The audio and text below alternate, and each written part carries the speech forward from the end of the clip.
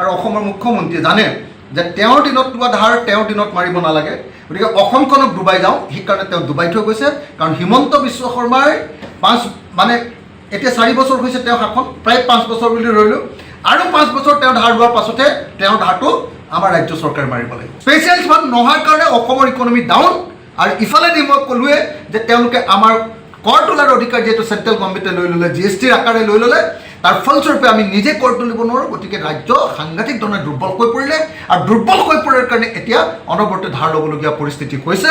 সেইটোৱে বিজেপি চৰকাৰৰ কাৰণে আচলতে অসমত ধাৰৰ এনেকুৱা দুৰ্বিষহ বোজা আমি বহন কৰিবলগীয়া হৈছে।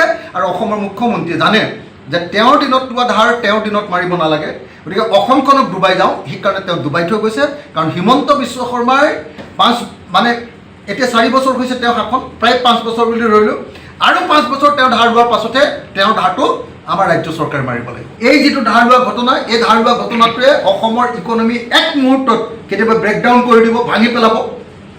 আৰু অকল ধাৰ লৈ যদি কেৱল বেনিফিচিয়াৰীক পইচা দিয়ে, দৰমহা দিয়ে, আৰু কেৱল যদি ফ্লাইঅভাৰ বনায়, তেতিয়াহ'লে তাৰ পৰাতো দেশখনৰ কোনো ধৰণৰ কাম নহয়।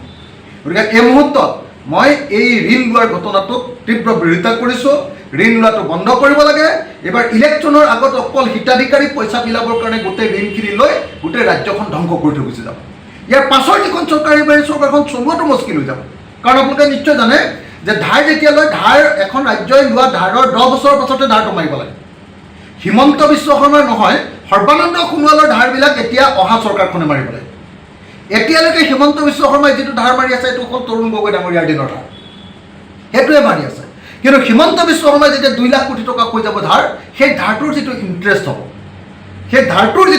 হ'ব, সেই ইণ্টাৰেষ্টটো মাৰিবৰ কাৰণে তাৰমানে আমাৰ GDPৰ 4/1 অংশ অকল ইণ্টাৰেষ্টত গুচি যাব এবছৰ। গতিকে এইটো এটা ভয়াৱহ দিশ এটা। মই আশা কৰোঁ যে অসমৰ প্ৰত্যেকজন নাগৰিকে কথাবিলাক বুজি উঠক, কেনেকৈ বিজেপিয়ে কেৱল তেওঁলোকৰ দিনত এই ধাৰটো কিয় ল'ব লগা হৈছিল। এই ধাৰটো ল'বলগীয়া হোৱাৰ মূল কাৰণটো হ'ল, আগতে আমাৰ কি হৈছিলে, আজিকালি GST আহিলে, GSTৰ গোটেই টকাটো কৰটো তোলে ডাইৰেক্টলি এতিয়া চেণ্ট্ৰেল গভৰ্ণমেণ্টে। আগতে আমাৰ টেক্স আমি তুলিছিলোঁ ৰাজ্য চৰকাৰে যেতিয়া তোলোঁ, পইচাটো তোলাৰ লগে লগে আমাৰ কি হয়, এক্সেকাৰত সোমাই যায়, আমাৰ কি ক'ব এইটো কোষাগাৰত পইচাটো সোমাই যায়। এতিয়া যায় চেণ্ট্ৰেল গভৰ্ণমেণ্টৰ হাতলৈ। চেণ্ট্ৰেল গভৰ্ণমেণ্টে 6 মাহ, এবছৰ, 2 বছৰ পাছত পইচাটো ঘূৰাই দিয়ে।